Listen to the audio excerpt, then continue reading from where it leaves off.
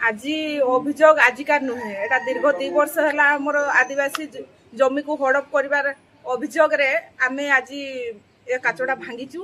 कारण से भी जड़े प्रतिनिधि मु भी जड़े प्रतिनिधि प्रतिनिधि बोली नुहे जे प्रतिनिधि पैतृक संपत्ति बेआईन भाव में जेएसडब्ल्यू पाइपलाइन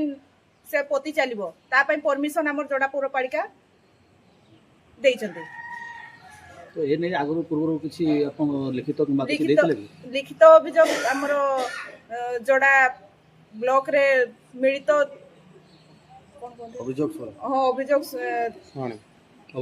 ऑब्जेक्शन दिया हेतिला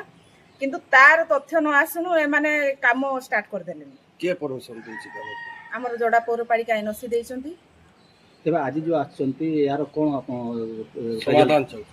समाधान होउची आमर जेतिकी रु रहिला एनएचआई जागा जेतिकी रहिला आमर बनेकळा बस्ती रो पट्टा जागा तार चिन्हट करिकी तापरे जेतिकी आमर सरकारी प्रक्रिया अछि ताकू अनुसरण करिकी तांकर काम करिया पई सेठी अनुमति दियंतु सेतिकी पर्यंत से काम बंद रहिबो। आपण कहबा अनुसार से जागा जो खुला होची सेटा पटाभुक्त जागा आज्ञा जो खुड़ा होची सेटा पटाभुक्त जागा से जागा देकी से माने आगु को मध्य नउचंती। तो आज जो आस्ते म्युनिसिपालिटी का सहित देखाला कोन बुझा मना लागे छै आज म्युनिसिपालिटी आस्तिली किंतु ना एठी बडाबू अछंती ना एठी एमई अछंती ना एठी जेई अछंती ना एठी ऑफिसर थिले एबे जस्ट आछंती एठी किछि कथावार्ता हेई नाही आमे एठी छिडा हेछु आउ कोन हबो सेटा तांको सहित बसला पर जेकी जणा पड़िबो।